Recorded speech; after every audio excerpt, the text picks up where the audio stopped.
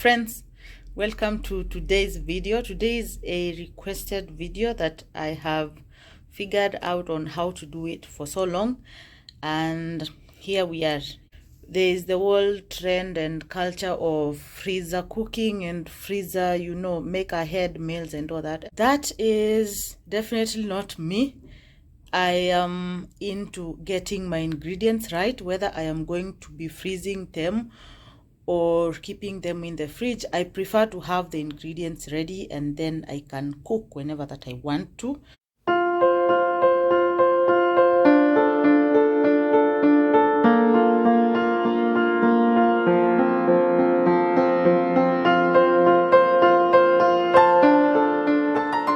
That does not mean I am against anyone who is doing freezer meals or anything like that. The only thing that you need to do is to freeze them right and then thaw them right and then consume them within the best timelines. My name is Rachel. If it is your first time here, I do reviews, very honest ones. I cook. I do time and money saving videos. I also motivate you to stay healthy and active because it is not always about the body. Your health is what is important. So, all about bread. What you need to know is that you need to get it right before you freeze, get it right when freezing, and then you get it right when you are defrosting or thawing your bread, and then, of course, how you're going to consume it. First of all, freezing of such should be for anyone who is doing the baking, because it doesn't make sense for you to run into the supermarket, buy mikate kumi, come home and put them in the freezer. There is no shortage advertised. There's bread everywhere in Kenya, for example, in the kiosks, and bread is actually cheap and affordable. For bread, if you live in this country, I don't see the reason why you need to be freezing it. Maybe if you have a big family whereby you are into baking, you bake your cinnamon rolls, your cookies, you're baking your bread because there's a lot of people to feed in that family, then obviously that saves you money. And definitely because of saving time when you might not be in a position to bake mkate for 10 people plus, then that makes a lot of sense. So you can have this day that you're baking bread alone or all the pastries, bake, wrap, put in the freezer. That makes a lot of sense. But if you're like me, you can just be buying the bread that you want to eat. Just buy whatever that you want and then consume it within the time limits, and then that is done. But let's assume here that we are all feeding big families, family of 15, family of 20, family of whatever. That makes it easy and practical for you to bake. You need to freeze the bread at its peak. So that is why I told you the idea of going to the store, buying 3 and then consuming them, and then down the line you realize that a quarter or a half is getting wasted and then you decide to freeze it. It's a bad idea. What you need to know is when you're freezing it, let it be freshly baked. We go back to the basics where you're supposed to have baked the bread yourself for you to know that it is at peak for freezing. So this is my situation here. Obviously this is a store-bought bread, but these are like homemade, like shenanigans. So if you're going to be freezing these things, what do you need to know? One of the things that will happen when you freeze bread is it's likely to lose the moisture, and then you'll be left with this like very weird textured kind of situation. And then when you warm it up, it will dry na itakuwa ni kama unauma cardboard. There's nothing fun in that unless you are toasting your bread. So again, it will have no flavor or something. So when you're going to be freezing your bread, you need 2 things.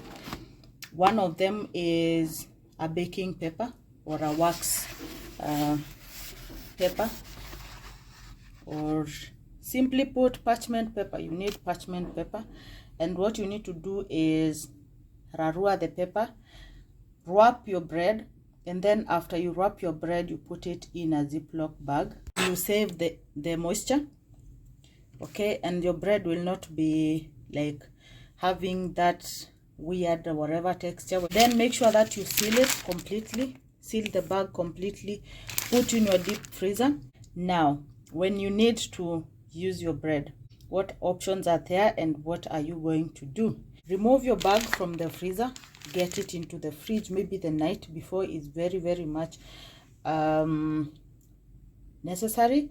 Then when you're doing that, don't open the bag, just transfer it from the freezer to the fridge and let it stay there overnight. Or if it is not at night and you want to deal with it like in a few minutes or something, put it on your counter, remove from the freezer, take it to the counter and let it stay there for some like 20 minutes. The options here to corner microwave, you can pick your slices of bread, okay, put in your microwave safe plate like the one I am using, pop them into the microwave and warm them for like 15 seconds or so, and the bread should be good. If you overdo it, then it is going to be not so good. And then one thing you need to know about warming it up with the microwave is the fact that the texture changes, and it is about that time that it gets very chewy. So microwave for me is not one of the best methods that could heat the bread. If you are going to be freezing your bread with the plan in mind ya kutoast, then you're better off, because most of the bread when you freeze it, it changes the texture. So a very good smart way is to always think about the toaster. So if you are a toasted bread kind of a person, then freezing bread should be a walkover for you and just something that you will enjoy so much. Again, remember the process. You just remove the bread. With a toaster, you don't need to like let it sit for whatever. You can remove it immediately, apply whatever that you apply, or sandwich it with whatever that you use for your sandwich. Put it in the toaster and it will be good. It will warm up perfectly, and because of the crunchiness of the toaster, it will be okay. The third and the best method, as far as I am concerned, in terms of texture, in terms of the taste after and everything, then is the oven. Okay, and one thing I like about the oven is that you don't need to preheat it. You can preheat it if you want it like very fast and everything, but the best way is to let it warm as the temperatures rise qua oven. So what you need to do is, remember your bread is in the Ziploc bag, and obviously it is wrapped in the parchment paper. So what you need to do is pick it, remove from the Ziploc bag. It is now wrapped in the parchment paper. Put it in the oven, remember now with the parchment paper, on that oven rack. And then the rack is the best in this case, not the pan or something. You can also use the pan, but I would advise you to use the rack. And then oven on at 350, and then give it like 20 minutes. Remember, it is warming steadily, but there's one very important thing that you need to do before you put it there. What you need is some kidogo water, just water.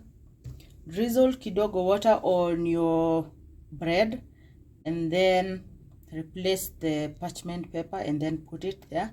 That will make that bread taste as if it is freshly baked, and to me that is the best way of warm bread.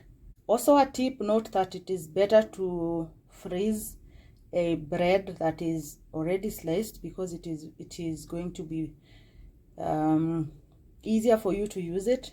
Again, if you defrost your bread, make sure that you use it within 2 days, otherwise it's going to be stale and not tasting so good, and probably, yeah, a very bad idea to refreeze food, whether bread or not.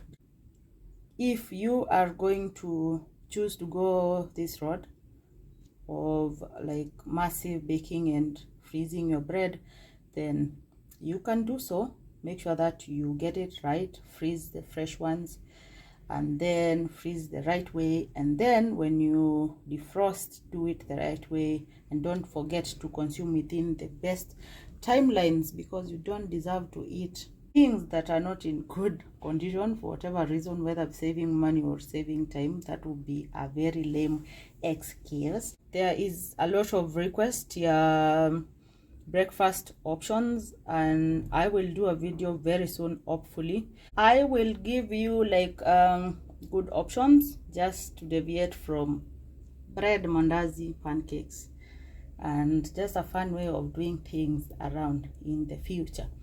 Friends, that is it.